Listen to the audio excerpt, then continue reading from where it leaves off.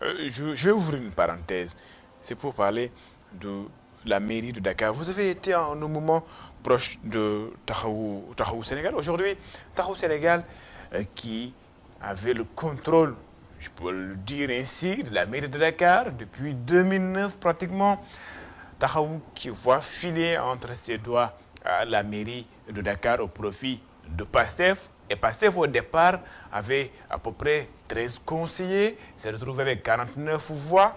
Comment comprendre cette situation? Qu'est-ce qui s'est passé selon vous? Vous me mettez dans un dossier très complexe, effectivement. Hein. Bon, à un moment donné, j'ai pris beaucoup de recul par rapport à la question purement politique. Oui, j'ai été à un moment donné très proche de Tahaou Dakar, de mon grand frère Khalifa Sall, à qui j'ai beaucoup d'estime, une très grande considération. Un grand Sénégalais, un très grand Sénégalais. Je pense que, bon, peut-être c'est le dossier politique que les gens connaissent de Khalifa Sall, Oui. mais c'est un grand politique, mais un grand rassembleur. Ce qui est en train de se passer présentement, c'est... J'aurais demandé qu'on cesse cela entre une équipe de Tahaou Dakarou, entre une équipe de Barthélémy Diaz. Ça ne leur grandit pas. Ce qui est fait est fait. Oui, mais on se jette des coups. Tahaou Sénégal qui accuse Barthélémy Diaz de son côté, qui également devait demander à même certains conseillers de ne pas se rendre le jour du vote à la mairie de Dakar. Vous savez, moi je suis du plateau. Oui. Notre idole politique, c'est Ablaye Makhtar Diop, qui est le grand sérigne de Dakar, qui nous a appris beaucoup de choses. Un grand administrateur, un grand commis de l'État, un très grand politique. À ses côtés, nous avions notre père politique, feu Pépé à son âme, feu Omar Taras Diop, Taras, qui à un moment donné de ma jeunesse, à l'âge de 18 ans que je commençais à faire la politique, j'étais très engagé, très bouillant, très déterminé. Un jour, par rapport à une situation qu'on gérait, il m'avait donné ce conseil et c'est cela que je veux dire. Il m'avait dit, en politique, il faut savoir observer et se taire. D'abord, savoir observer et se taire. Et agir lucidement, sans sentiment. Oui. Et cette question que vous m'avez posée, il y a beaucoup de sentimentalisme qui a agi par rapport à cette question. Oui. Et c'est le lieu pour moi, quand je vois ce qui se passe, connaissant Tahaou Dakar, connaissant la ville de Dakar, le minimum que je puisse dire, je pense que mon grand frère et ami, Bira Kandiaï, qui a été directeur de cabinet de Khalifa Sall, puisque si Khalifa Sall a su gérer presque pendant tout ce temps-là, la ville de Dakar, les conseillers municipaux, où tous les conseillers municipaux faisaient l'unanimité à sa personne, c'est parce qu'il avait une équipe autour de lui. Il y avait Bira Kandiaï, son directeur de cabinet. Il y avait Ali Koura. Il y avait Rahmet Sow, entre autres. Moussa Taï, qui était presque le stratège technique et politique qui entourait Khalifa et qui était son... Birakan était son bouclier. Donc il savait maintenir le cap pour l'ensemble que la coalition puisse survivre par rapport à une situation. Malheureusement, la politique est rentrée avec ce qui s'est passé avec Macky Sall à dégommer Khalifa Sall d'une façon... Vous savez, dans la vie, parfois, l'éthique et la déontologie est très importante. Et surtout, le karma existe. Moi, j'ai été très proche de Soham Wardini quand cette histoire avec Barth a commencé. Oui. Aujourd'hui, ce sont les mêmes scénarios qui sont en train de se passer entre Barth et c'est le lieu pour moi, vous savez, de féliciter Abbas. De facto, il a été très politique et il a manœuvré. Et pour tout politicien avéré, c'est aspirer à prendre le pouvoir et à diriger. Mais qu'est-ce qui a perdu à Tahaou Sénégal?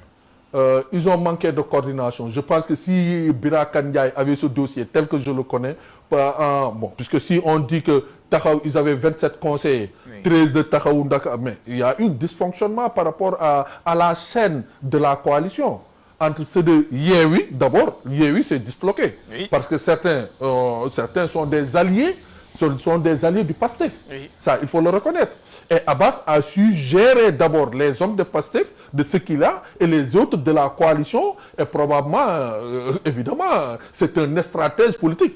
Ce que les gens ne connaissent pas. Abbas est rentré dans la politique et est devenu une bête politique. Et quand il a dit à l'époque que je suis Borom Dakarou et je vais conquérir la mairie, il fallait le prendre au sérieux. Et donc, ce que Tahaou Dakarou n'a pas fait, Tahaou Dakarou a voulu jouer par rapport à l'histoire, par rapport à leurs acquis, sans devoir prendre certaines précautions et aller au fond des choses, là où Abbas, évidemment, il faut le féliciter, depuis un certain temps, il va crescendo en politique, il est en train de maîtriser son terrain politique. Depuis les élections législatives, il a toujours gagné ses objectifs. Dans un premier temps, être député. Aujourd'hui, il a été député. Être ministre, il a été ministre. Il voulait la ville de Dakar. Aujourd'hui, il est à la ville de Dakar. Donc, ce qu'il faut comprendre, c'est que lui, il est en train de faire une lecture politique et de travailler et de s'imposer politiquement.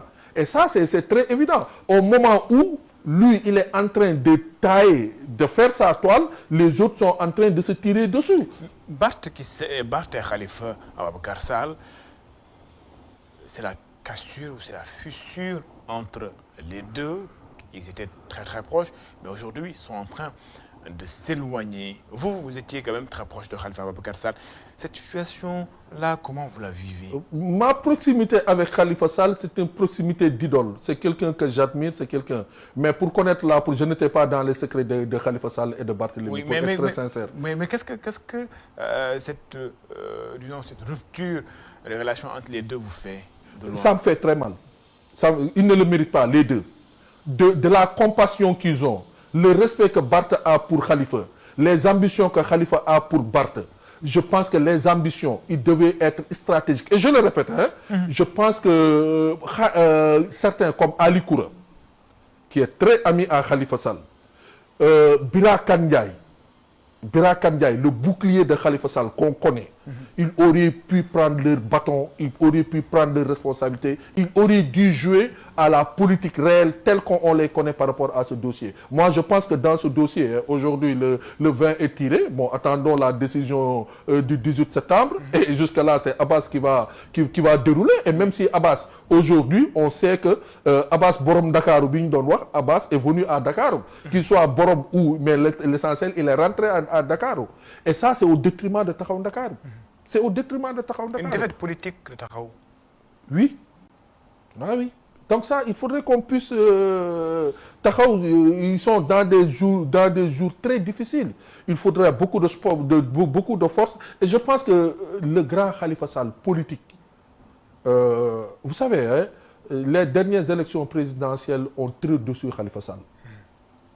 Les dernières élections présidentielles ont très dessus Khalifa Sall.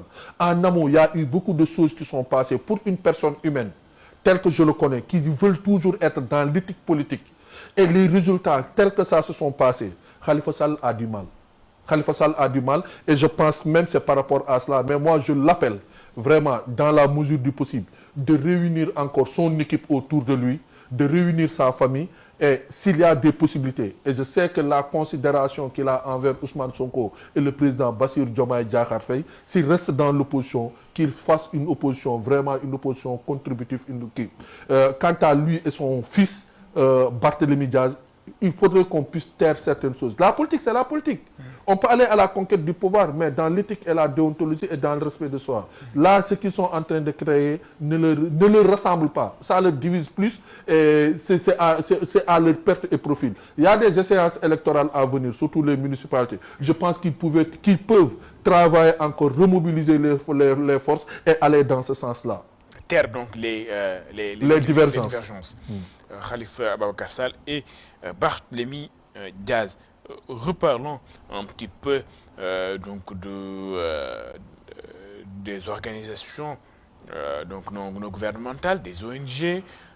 Le Premier ministre avait, lors de certains événements, demandé ou annoncé peut-être plus tard une loi qui interdit le financement étranger lorsqu'il s'adressait. C'est vrai qu'avant d'arriver même à cette question, là, les organisations de la société civile, souvent, on les taxe des organisations de la société civile très très politiques. Mais on oublie peut-être à côté, il y a d'autres organisations de la société civile qui n'ont rien à voir avec la politique.